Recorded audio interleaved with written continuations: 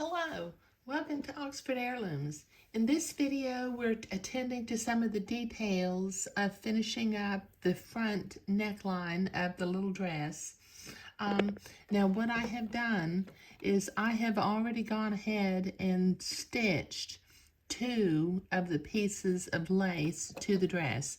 Now the pattern called for the lace to be hand stitched rather than zigzagged, and it doesn't say anything about cutting the lace or cutting the fabric away from behind the lace. So it's not a true insertion, but it looks like an insertion. Okay, now this third piece that I haven't sewn yet, as you can see, I have it pinned into place in the center between the two sets of pleats. Now what I did down here at the bottom was I folded at one diagonal line all the way across the lace, and then I folded it in another little diagonal line halfway across to make that little point. Okay, now I've got a single thread, ivory or ecru thread to match the lace, and I'm going to start up here near the neckline, and what I'm going to do is I'm going to make tiny little running stitches right through the header of the lace. Let me take that pin out, it'll be in my way. Okay, so I'm only going to do about 2 stitches at a time, and as you can see, I'm going right through the header of the lace, tacking that to the top of the dress.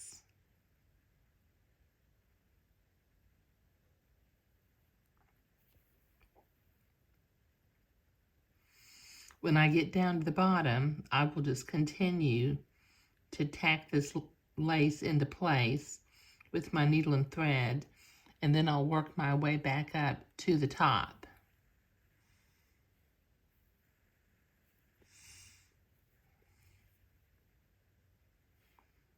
Move that pin down, get it out of the way.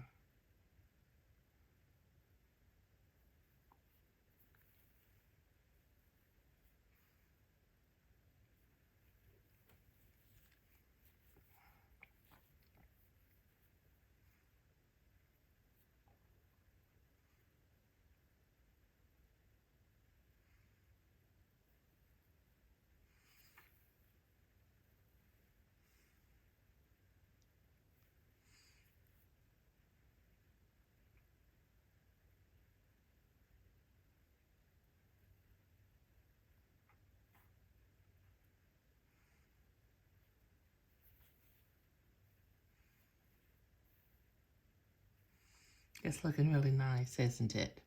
Okay, so this is going to take me a few minutes to get all the way down to the bottom and then come back up this other side. So I'll be right back. Okay, I've got all 3 pieces of lace stitched into place.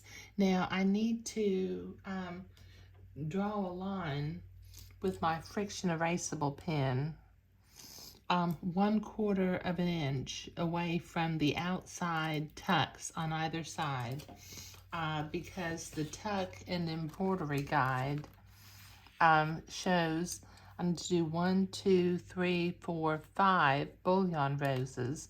Now what I'm going to do is I'm going to do 1, 2, 3 in blue, and these 2 in the center in yellow with little green lacy daisy leaves. And I'll do my feather stitch on either side of the tuck. So let me use my,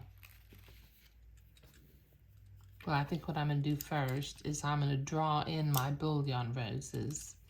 Okay, so I'm going to have one that'll be right here at the bottom with 2 little lacy daisy leaves. One at the bottom of this one,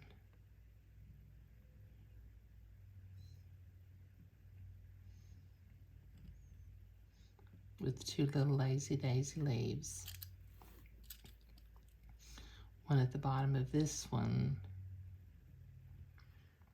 with 2 little lacy daisy leaves. One at the bottom of this one with 2 little lazy daisy leaves, and then we'll do one more. It's going to go right here. Okay, now with my little drafting triangle, I'm going to come over here to the side, and I'm going to kind of eyeball where it's at 1/4 of an inch. And I'm going to draw a line so that I can do my feather stitching.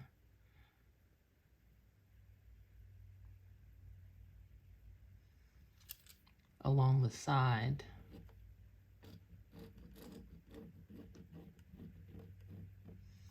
of the tucks. I'll do this over on the other side too.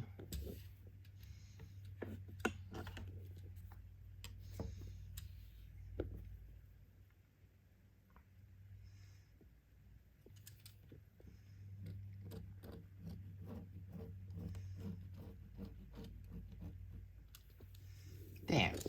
Okay, so I have a little bit of hand embroidery that I'm going to do, and the colors that I'm using, I'm going to use number 775 blue for the 1, 2, 3 blue bullion roses. I'm going to use number 725 yellow for the 2 yellow bullion roses. And I'll use number 369 green for the feather stitching over here on the sides, and also for the lazy daisy leaves. So, I've got a very small embroidery hoop that will make it easy for me to do my detail work along through here. And then I'll be using a number 7 milliner's needle to make my bullion roses. But let me go embroider and I'll be right back. Okay, I've got that embroidery all completed and it's looking very dainty. As you can see, I did 3 blue bullion roses and 2 yellow bullion roses. And then I did the feather stitching in green coming up on either side of the little tucks. Okay, so in the next video, we'll start working on the back facings of the little dress, because that basically comes next in the pattern. But in this particular video, we were attaching the lace to the neckline and doing the hand embroidery. Thank you.